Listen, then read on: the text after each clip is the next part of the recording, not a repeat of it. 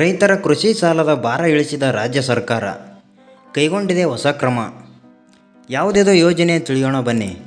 ನೀವು ಚಾನಲ್ಗೆ ಹೊಸಬರಾಗಿದ್ದರೆ ಸಬ್ಸ್ಕ್ರೈಬ್ ಆಗಿ ಮತ್ತು ವಿಡಿಯೋ ಇಷ್ಟ ಆದರೆ ಲೈಕ್ ಮಾಡಿ. ರೈತರು ತಮ್ಮ ಭೂಮಿಯಲ್ಲಿ ಕೃಷಿ ಬೆಳೆಯುವುದು ಅಂದರೆ ದೊಡ್ಡ ಸವಾಲು.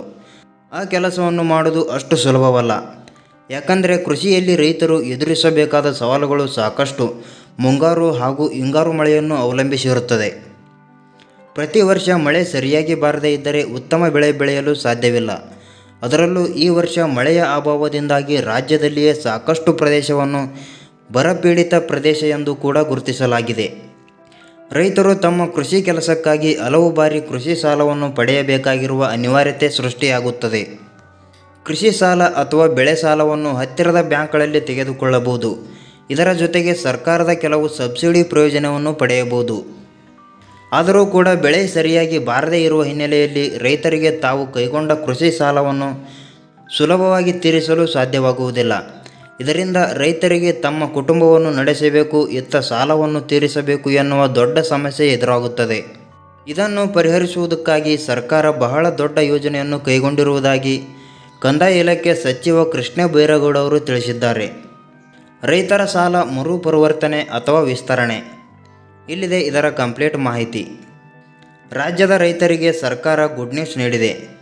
ಸಕಾಲಕ್ಕೆ ರೈತರು ತಾವು ತೆಗೆದುಕೊಂಡ ಸಾಲವನ್ನು ಹಿಂತಿರುಗಿಸದೇ ಇದ್ದಲ್ಲಿ ಬ್ಯಾಂಕ್ ಸುಮ್ಮನಿರುವುದಿಲ್ಲ. ರೈತರನ್ನು ಮತ್ತೆ ಮತ್ತೆ ಸಾಲ ತೀರಿಸುವಂತೆ ಕೇಳುತ್ತಿದೆ. ಇನ್ನು ಸಾಲ ತೀರಿಸದೇ ಇದ್ದಾಗ ಬ್ಯಾಂಕ್ನಿಂದ ನೋಟಿಸ್ ಕೂಡ ಜಾರಿಯಾಗಬಹುದು. ಆದರೆ ಇನ್ನು ಮುಂದೆ ಈ ಟೆನ್ಷನ್ ಇಲ್ಲ. ಯಾಕೆಂದರೆ ರೈತರು ತಾವು ತೆಗೆದುಕೊಂಡ ಕೃಷಿ ಸಾಲ ಅಥವಾ ಬೆಳೆ ಸಾಲವನ್ನು ತೀರಿಸಲು ಅವಧಿ ವಿಸ್ತರಣೆಗೆ ಸರ್ಕಾರ ಬ್ಯಾಂಕ್ಗಳಿಗೆ ಸೂಚಿಸಿದೆ.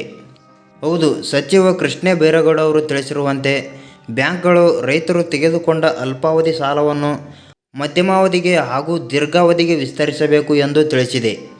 ಇದರಿಂದಾಗಿ ರೈತರಿಗೆ ಸಾಲ ತೀರಿಸಲು ಹೆಚ್ಚು ಸಮಯ ಲಭ್ಯವಾಗುತ್ತದೆ. ವರ್ಷದ ಬೆಳೆ ಬಂದ ನಂತರವೇ ರೈತರು ಸಾಲ ತೀರಿಸಬಹುದು.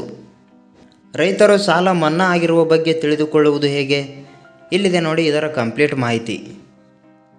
ಕಳೆದ ವರ್ಷ ರೈತರ ಸಾಲ ಮನ್ನಾ ಮಾಡಲಾಗಿತ್ತು. ಇದರ ಬಗ್ಗೆ ರೈತರು ಮಾಹಿತಿ ಪಡೆದುಕೊಳ್ಳಲು ಡಿಸ್ಕ್ರಿಪ್ಷನ್ನಲ್ಲಿ ಲಿಂಕ್ ಇದೆ, ಕ್ಲಿಕ್ ಮಾಡಿ. ಈ ವೆಬ್ಸೈಟ್ಗೆ ಭೇಟಿ ನೀಡಿ. ಅಲ್ಲಿ ಮಾದರಿ ಎನ್ನುವ ಆಯ್ಕೆ ಮೇಲೆ ರೈತರು ಎಂಬುದನ್ನು ಸೆಲೆಕ್ಟ್ ಮಾಡಿ. ಬಳಿಕ ನಿಮ್ಮ ಗ್ರಾಮ, ಹೋಬಳಿ ಹಾಗೂ ಸಾಲದ ಮತ್ತಿತರ ವಿವರಗಳನ್ನು ನೀಡಿ ಸಬ್ಮಿಟ್ ಮೇಲೆ ಕ್ಲಿಕ್ ಮಾಡಿ. ನಿಮ್ಮ ಸಾಲ ಮನ್ನಾ ಆಗಿರುವ ಸಂಪೂರ್ಣ ವಿವರವನ್ನು ತಿಳಿದುಕೊಳ್ಳಬಹುದು.